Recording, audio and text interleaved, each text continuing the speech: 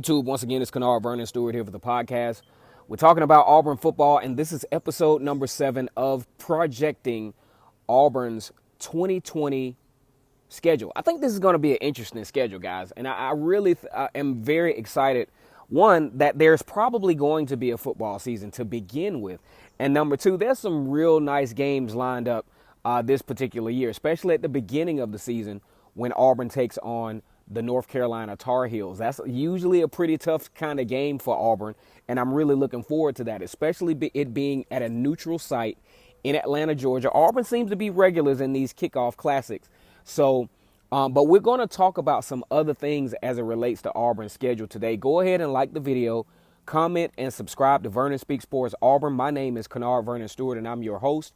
And as always, it's great to be an Auburn Tiger, War Eagle.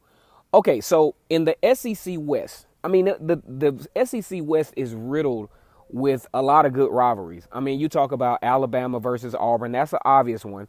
Then you got Alabama versus LSU. You got LSU versus Arkansas. LSU versus Texas A&M. You got Texas A&M versus Ole Miss. All those interconnecting rivalries really make the SEC West, if not the strongest subconference in the SEC, but the rivalries are very much intense. Now, probably one of the most unique rivalry of this particular subconference, in my opinion, is the newly formed rivalry between Auburn and Texas A&M. Now, let me tell you how all of this stuff started. Back in 2012, the SEC, in an expansion effort, welcomed Missouri and Texas A&M, who were both in the Big 12 Conference. Missouri and Texas A&M, upon entering the SEC Conference, experienced a great deal of immediate success. Texas A&M was one game away from being in the SEC Championship their first year. It was a situation where Texas A&M and Missouri could have been in the SEC Championship game their first years there. Missouri had some success, especially during the downtime of Georgia. Texas A&M, with Johnny Manziel, pretty much, taking the SEC by storm. And that particular year was culminated. Probably his Heisman Trophy winning moment was a 63-21 win over Auburn in Jordan-Hare Stadium. As a matter of fact, the 2012 season for Auburn was such a wash. A lot of those games, I mean, after, it kind of fell apart, a lot of the fan base just kind of lost interest in that particular year. And I don't even know whether the Texas A&M game and Auburn was televised, but I happened to look at it on the news, and I was like, holy crap, man, Texas, what the hell, Because we're just not accustomed to seeing Auburn give up 63 points.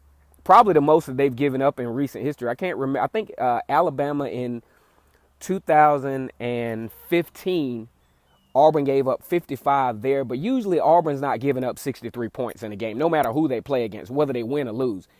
They usually are pretty competitive. This was probably one of the more non-competitive games for the Tigers in recent history. So as we talk about this particular rivalry, the strange thing about this, for many years of the rivalry, which started in 2012, the home team usually was the team that loses.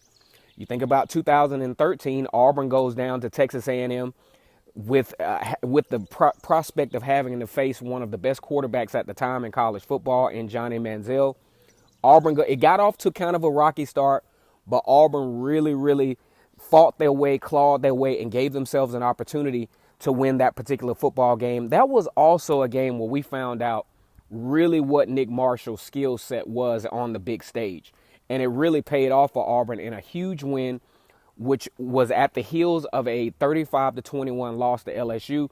But Auburn went on an incredible run for the rest of the season, coming within 3 seconds of beating Florida State, but lost that game in the national championship, might I add, 34-31. Now, you talk about year 2, 2015. Auburn pretty much was the better team.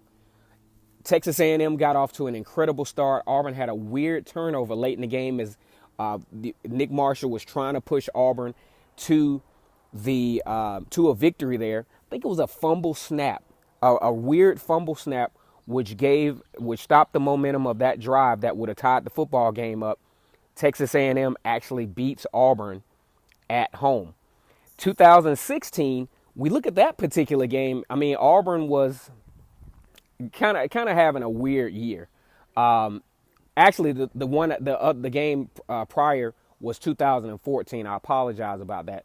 2015, Auburn having a very very tough year. Started out the season, thought Jeremy Johnson might have been a Heisman candidate. Started off the year really rough, had an embarrassing outing at LSU, all the way down to Texas A&M.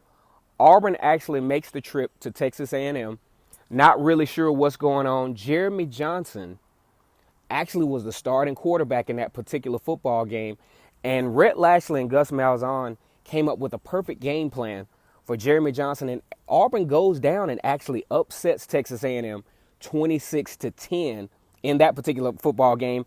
That game was played in College Station. So if we look at this rivalry, it's just weird how all this stuff came about. Auburn in 2016 lost 29-13 at home. Then in 2017, the whole home team losing thing continues.